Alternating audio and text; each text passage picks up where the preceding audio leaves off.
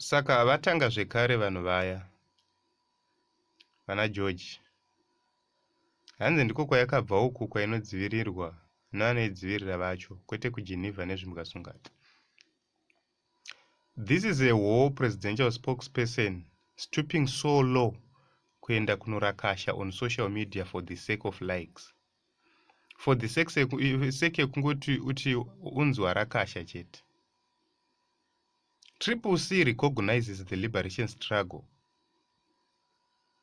Triple C is guided by the Constitution of the Republic of Zimbabwe and the liberation struggle principles, the values, we respect them and we want to honor them, unlike ZANU-PF.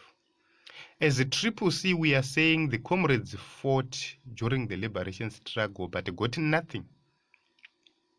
Only a few individuals vasina kuenda kuhondo ndo vakabenefita. Tarisai vanhu vari kuzviti macomrades. Hazi macomrades. Even kunoku kumaruwa tinotozviziva kuti ndicho chokwadi. Macomrades chaivo chaivo ukagara pasi uchibvunzwa kuti vakarwa hondo ndivanani. Zvimawo veteran zviri kubuda zvisizvo zvakarwa hondo hazvina kuenda kuhondo vakanga vasiko. Vavabvunzwa kuti makanoirwira kupi imi? Havana answer. We know the real comrades who fought the liberation struggle. They are there. Vane mavanga, vane history. Zokuti ukadzinzwa so ndo paunyatsoona kuti right varume ava ndo vakarwa hondo. Soon after independence, Zimbabwe was supposed to write the true history of the liberation struggle, but they failed.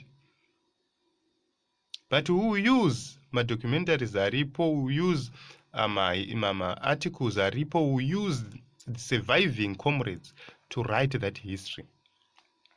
Triple C and its agenda is to make sure that the principles of the liberation struggle are respected. Land question was on the forefront, was the center of the revolution. But the land question has not been resolved. You can't tell us that we have resolved the land question. Vanhu vachidzingwa sembwa kumapurazi, vanhu vachievictwa sembwa kumapurazi, while least you are taking control of those farms. We can't. People don't have title for land. Yet you are telling us kuti we have completely dealt with the land question. It means any ruler who will come can actually come and scrape land from the people because they own nothing.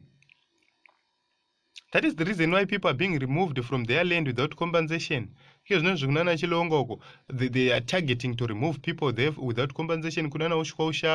They are targeting to remove people there without compensation. It's because people do not have title. If we had title to that land, hakuna itibata. Saka vakangofunga kurima sora, they come and remove you. Pakangonzi paita chaitika pamunda pako, they come and remove you. And you get nothing. That is the agenda of Triple C, to make sure that we reverse all that nonsense which is being done by ZANU-PF. That is the reason why ZANU-PF is panicking. That is the reason why ZANU-PF is afraid. Because the land policy of Triple C is the best land policy we have seen.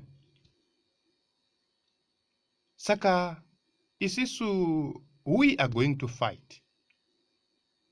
We are going to make sure that we bring empowerment to the people of Zimbabwe.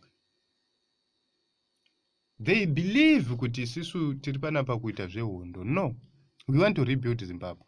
Hatisi kuita zvehondo izo. Toda kuvaka Zimbabwe. Musafungidzira kuti